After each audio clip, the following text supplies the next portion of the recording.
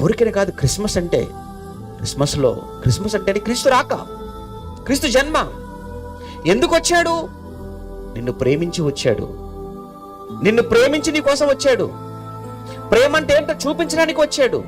ప్రేమ అంటే ఇదే అని చెప్పడానికి వచ్చాడు ఆయన. క్రిస్మస్ అంటే ప్రేమ అండి, love. It's a true love. ఇది నిజమైన ప్రేమ.